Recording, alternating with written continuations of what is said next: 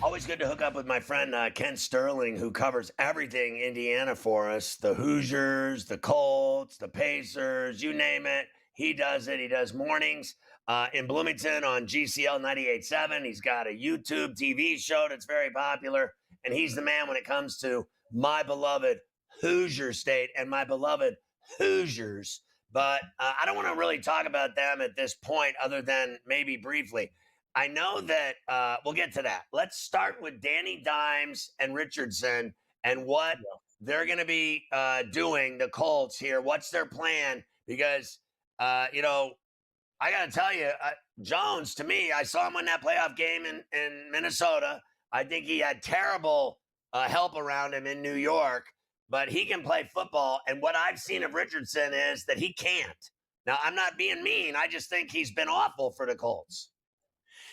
Richardson's got such a high ceiling. He is such a great athlete that if he can just get the stuff between his ears working right, you've really got something. And so I think with Daniel Jones, they're really looking at a guy not to motivate him, but they're looking at a guy who can be consistent. They want consistency out of that position. Richardson has not been consistent. He is able to do everything, but he doesn't do it all the time. And Shane Steichen today said they'll be graded upon consistency. And I think that that's bad news for Anthony Richardson and any hopes that he has of being the starter in 25. Are you surprised that Ballard is still there? Wow. Yes. They've gone to the playoffs twice in his 8 seasons. The drafts, other than 2018, haven't been great. And he just keeps, he stays close enough to make hope real for fans and, more importantly, to make hope real for Jim Irsay. But wow, really mediocre and mediocre and mediocre again the last 4 years. And it's really hard to fathom that he's back to take another swing at this. But here he is. So, what are they planning to do that you know of this weekend? I think that the Colts are going to take a tight end either at 14 if they can get Warren, or they're going to trade back and get somebody like Loveland, get somebody like Taylor, because they're going to take a tight end with the first pick that they have. That's going to be a must-do thing. And then they're going to take 2 defensive tackles. I think they're going to take a running back. They're going to take a quarterback. And then they've got to find somewhere in that mix to kind of hook up with a linebacker, because EJ Speed is gone via free agency. And they've only got Zaire Franklin and then Jalen Carlisle, who had surgery in the offseason. So they're very thin at linebacker. I think they're going to wind up taking one of those. But job one on Thursday night is to take a tight end. Do you think, yes or no, and then we'll move on to the Pacers, yes or no, will Warren be available to them at that point? I don't think that he will. I think somebody's going to take him, whether it's the Cowboys, the Saints, the Jets. I have no idea, but he's the most pro-ready guy in the draft, maybe regardless of position. So that's a guy, that's a plug-and-play rookie who can go out and play really, really well, kind of be this dress version of Brock Bowers. So let's talk about the Pacers tonight at the Field House. Big game, and they looked fantastic overall, I thought, in game one, winning, pulling away, getting it done, handling their business. Do they do the same thing tonight now that they're getting Dame time back, but he's not a guy that I freak out about. I think he can score. I don't think he plays defense. I think he talks a lot with his no rings. What do you think happens tonight with the Pacers? Do they go up 2, or do they have a problem because that number is so short at 4? I think they win tonight, and I think they cover tonight. I'm not too worried about this game. I'm not too worried about the Bucks. They've got Giannis, and they've really got virtually nothing else. Lillard can shoot, but he's not a great defender. You look at the other 4 guys that started on Saturday afternoon, and between the other 4, other than Giannis, they scored a total of 14 points.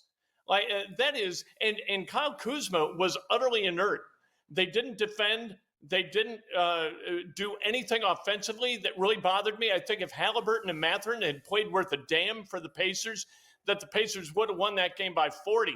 I just don't think that this Bucks team is very good other than Giannis and Lillard shooting the basketball. And so I think the Pacers roll tonight. Last year, they took out the Knicks, and they went on a deep run. And I think some people thought that they were lucky. I actually think they're good, and I think they're relatively deep. I think they're kind of two at every position. I think they have a bench. I think they have a coach. I think they're capable of going on another run in these Eastern playoffs, where everyone else has already handed it to the Celtics. I think and obviously they got their ass beat by them, but I think they're capable of going on another run. Do you? I do. And that's what makes you the smartest guy in this business because you understand that it's not about stars. And the Pacers don't have stars, but what they do have, they got about 9 or 10 guys who are really competent NBA playoff level basketball players. And they can go out on any given night and beat any of these teams. And really, if you look at what happened last year in the playoffs, I think the Pacers played, despite the fact that they got run out of the playoffs by the Celtics, but they played the Celtics as tough as anybody else did in the playoffs. I think they can go on a run, and while they did get kissed, they played against a couple of teams with some injury issues. Giannis couldn't play, and then you had some injuries for the Knicks. But this is a really good, functional basketball team that doesn't rely on one guy to get it done. It relies on five, and that's the way basketball is meant to be played.